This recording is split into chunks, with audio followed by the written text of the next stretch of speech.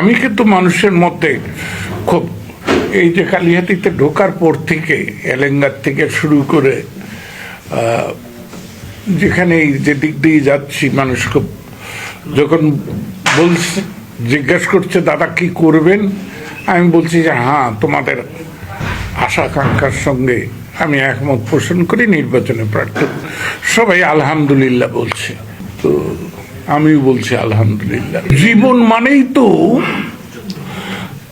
যন্ত্রণাও অনেকে বলে, আমি তো বলি জীবন মানে আনন্দ। যন্ত্রণার মধ্যে আনন্দ খুঁজে পেতে যে না পারে তার তো জীবন নাই। আমি একজন জীবনবাদী মানুষ।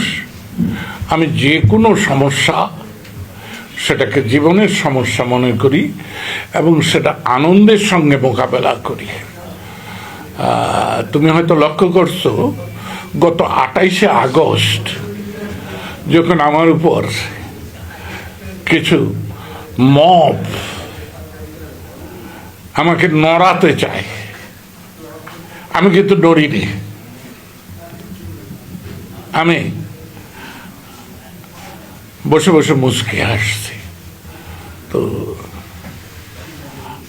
নজরুল ইসলাম মানে কবি নজরুল ইসলাম, তার কবিতার একটা লাইন আছে, আমি জাহান্নামে বসে পুষ্পের হাসি হাসি। তো আল্লাহর রহমতে আমার এই দীর্ঘ জীবনে তোমরা যাকে জাহান্নাম বলো সে জাহান্নামকে আমি বেহেশত বানাতে পারি আল্লাহর রহমতে। এই যে ৭৬ দিন জেলে ছিলাম, কি আনন্দে ছিলাম বুঝাতে পারবো না।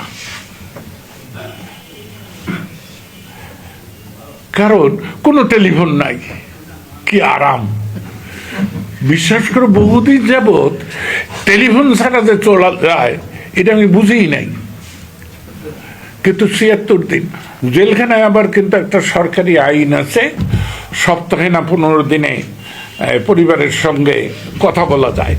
আমি সেটাও রাজি হইনি। আমি যে না, আমি কোনো কথাই বলবো না। টেলিফোনের হাত থেকে যখন বাঁচছি তখন এই কয়টা দিন নিজের মধ্যে থাকি।